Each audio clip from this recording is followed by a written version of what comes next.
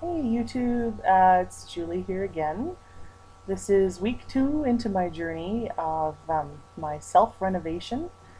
Um, I said that I would post on YouTube weekly, just kind of track how I'm feeling as I enter closer to my surgery date, which is October 3rd. In case you forgot, today is August 3rd, so it's exactly 2 months from today. So that's pretty exciting, pretty cool stuff. Um, if I follow the whole renovating my body analogy, um, one of the things that is important for me is to look at my foundation, if you will. Um, Foundation sort of being the basis of, I guess, my life as a big lady. Um, yeah, I don't really know how else to describe it, but I'm not a huge Dr. Phil believer, and no offense to those of you that are. But yes, I did buy his book on weight loss, and guess what? It didn't work. But anyways, there are a few things that he says that do kind of make sense for me. And one of the things that he had talked about was things that are called, in his words, life-defining moments. Um, and I mean, I'm going to be 34 in October. Oh, I just released my age. Um, and if I look back over my 34 years and I have those life-defining moments, sadly enough, a majority of them are centered around my size, my weight, my physical ugliness, if you will.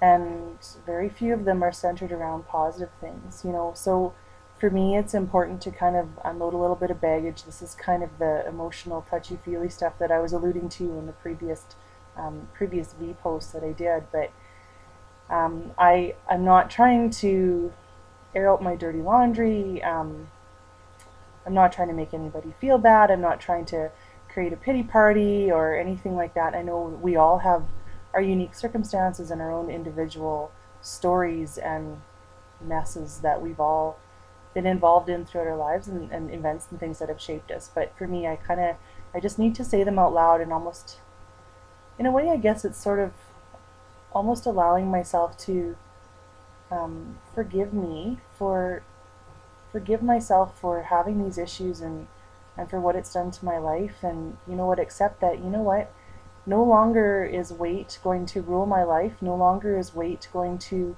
be the main root of my life defining moments. It's freeing for me.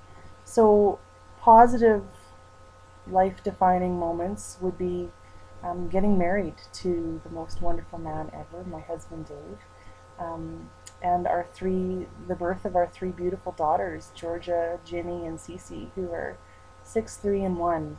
Um, that's amazing stuff, and the little milestones and things that have happened in their lives thus far. Those are cool things, but there's a lot of ugliness and hurt that has shaped my character and in some ways made me who I am today. And it's not great to look back at that and realize that that's where you've come from.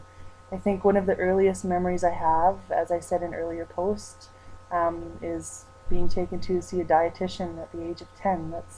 That's pretty tough for a 10-year-old kid.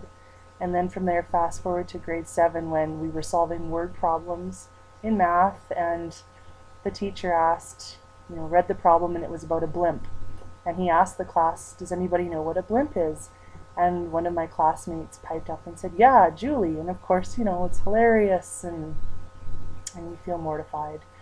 To not having a boyfriend in high school, because, well, A, it was from a small school, and B, I don't think that anybody was ever interested or attracted to me because I was the fat kid. I was nothing special. To being told when my husband asked me to marry him, um, well, don't just settle for the first guy that comes around because he's the only one who's paid you any attention because you're big.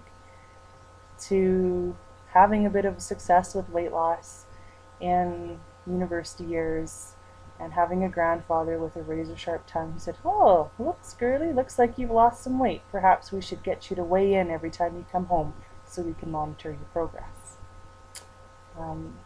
Things like that, to not having the nice clothes and just feeling discriminated against because you were the fat kid at college, or when I was doing my ultrasound training, feeling completely embarrassed because we'd have to practice on each other. So there you are, you got to lift up your shirt so your belly's hanging out for all your classmates to see.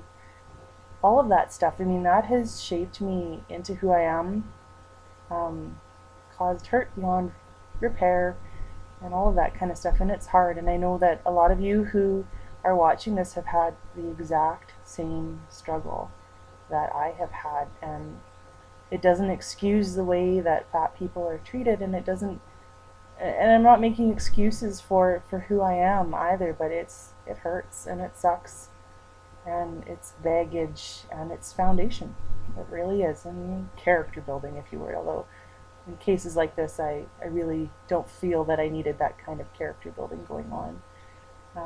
And I have to say, most recently for me, embarrassed out of my mind. I mean, first of all, when I was delivering in the hospital, delivering our third child, I was horribly ill with the pregnancy. I had Guillain-Barré syndrome, which that's not even related to this at all. I mean, that's, if you're curious about it, let me know, and I can do a post all related to Guillain-Barré. It's weird, nasty stuff, but essentially it ate the coating off my nerves, so my legs were not functioning well at all. I had to use a cane. Anyways, they tried getting me up from the epidural too soon, and as a consequence, I fell flat on my butt on the floor, and they had to let me sit there because they couldn't lift me.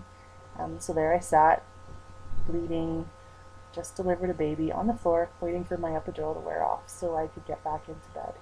And then most recently, and this was so humiliating, I cried for a couple of days about this. It really bothered me, but being at one of the Weight Loss Forever support groups and breaking the chair. I did not feel worthy to be there, and it was very hard for me to come to the next support group meeting because I had embarrassed myself and I felt that I was too fat to even be there for Weight Loss Forever, that I was beyond help. So that's kind of the baggage I'm going into this journey with. It's drama. I told you there'd be drama. But interestingly enough, I've come across a couple of quotes this week that have really resounded with me and really struck a chord. And the first one is, and I'm just going to read it here, the first one is, if you want to fly, you got to give up the shit that weighs you down. Pardon my language. And how true. And so you know what, that's what this is. This is giving up all that crap that's just weighing me down, because you know what, I'm done. But I want to leave you with this quote, and I hope that it helps you and encourages you and inspires you like it has done for me. And it goes like this. It's by a woman named Aisha Tyson. I think I'm saying that correctly, but her quote is this: your journey has molded you for your greater good, and it was exactly what it needed to be. Don't think that you've lost time. It took each and every situation you have encountered to bring you to the now, and now is right on time. See you guys next week. Have a good one. Bye.